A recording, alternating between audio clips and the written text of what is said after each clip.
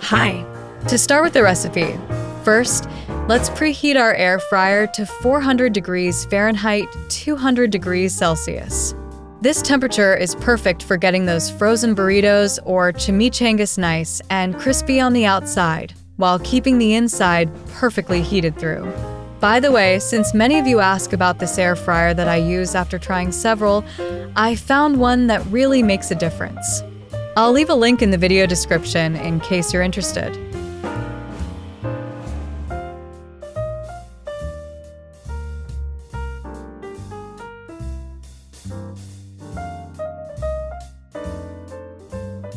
Now, we're going to lightly spray our air fryer basket with cooking oil.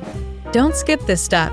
It helps prevent sticking and adds to that beautiful crispy exterior we're looking for. Just a light coating will do. We don't want our burritos swimming in oil. For this next step, we'll place our 2 to 4 frozen burritos or chimichangas in the basket. Make sure they're not touching each other. We want that hot air to circulate freely around each one. Think of them as dancers on a dance floor.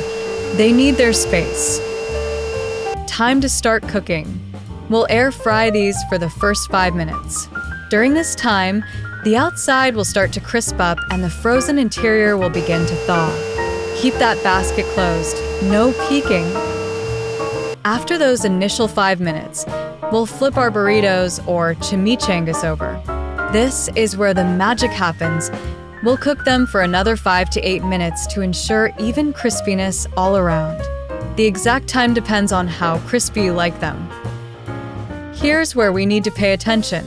After the initial 10 minutes, we'll check them every 2 minutes. Nobody likes a burnt burrito. Look for that golden brown color we're after. You'll know they're ready when the outside is crispy and you can see some slight browning on the edges. If you're looking for extra crispiness, here's a pro tip. Give them a quick spray of cooking oil on top. This will help achieve that restaurant-style crunch that we all love. Just a light spray will do the trick. Finally, let these beauties cool for a minute or two. Trust me, your tongue will thank you. While they're cooling, get your toppings ready. You can dress them up with some sour cream, fresh salsa, chopped cilantro, or guacamole. The possibilities are endless. And that's how you make this delicious recipe. If you enjoyed it, don't forget to subscribe to the channel for more recipes like this one.